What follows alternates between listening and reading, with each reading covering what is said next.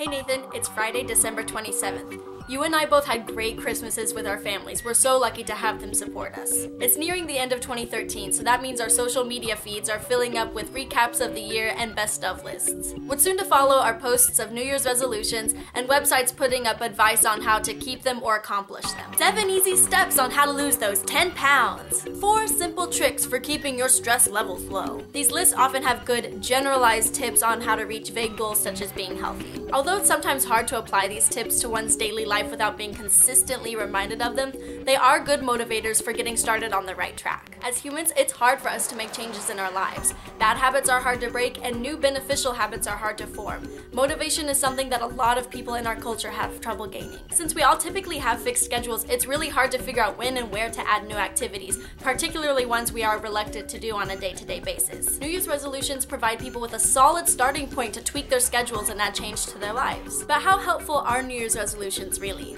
Most people end up failing or giving up on them, or even simply forget about them. According to a 2007 study at the University of Bristol, 88% of people who participated did not achieve their New Year's resolution goal. New Year's resolutions may act as motivation for the first month or two when they seem fresh and doable, but people often fall back to their old ways. And why is that? It's not only that schedules and lifestyles are hard to change, it's that new lifestyles are hard to continue. We are creatures of habit. It takes a lot of effort to adjust to the new neural pathways in our brains when the old ones seem so tried and true. But I think it's also because as humans we are impatient and we want immediate results. It's hard to stick to a new workout regimen when you don't see differences right away.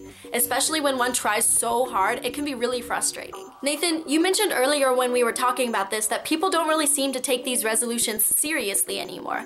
Like, I'm going to try to do this, but it's just a New Year's resolution. People play it off as a well-known fact that New Year's resolutions go mostly unaccomplished. They seem to me to be the half-hearted echo of, I'll clean out the attic one day, or I'm gonna try to be a more sympathetic person in life. I think the casual joking and the lack of seriousness are just a defense mechanism for people who have low confidence in their abilities to accomplish a lofty goal that they set for themselves. People are very afraid of being seen as failures in our society, especially when they've tried really hard at doing something. Instead of being a learning experience, failure is always seen as an embarrassment. What I think would be a great alternative to the big New Year's resolution is setting smaller but more specific goals for each month or even week throughout the year. You want to lose some weight? Try to set a monthly goal of an amount of pounds to lose instead of one large goal for the entire year. That will seem a lot less overwhelming and intimidating. You want to get better at playing an instrument? Tell yourself you're going to learn a new song every 2 weeks instead of just saying, I'm going to learn how to play the guitar this year. Be proactive in planning your goals and you'll give your future self a lot more of an opportunity to be consistent in achieving these goals. And don't tie yourself down to the beginning of the year. It's a great starting point, but if you get inspired in March and suddenly you want to have painted a picture by the summertime, then go for it. You are in control of your accomplishments, not arbitrary dates of the year. As for telling people about your resolutions, I have mixed feelings. If you broadcast your plans and don't accomplish them, you might feel that embarrassment of failure and like no one will take you seriously if you tell them of goals in the future. For some people, they should be spending more time on planning and actively working on their goals instead of making sure that everyone through every medium of social media knows that they planned on running a marathon later this year.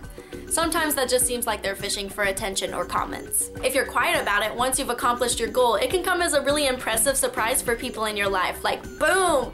I just ran a marathon and you didn't even know I was training for it. But at the same time, letting certain people know about your goals is great motivation for accomplishing them. They can see your progress over time and possibly help you see the progress, which is really helpful for maintaining new habits. Let me know in the comments, do you think it's better to keep your resolutions to yourself until you completed them, or should you let people know once you've decided to commit to them? I wish everyone luck if you do plan on setting resolutions for the upcoming year, and Nathan, will see you on Monday.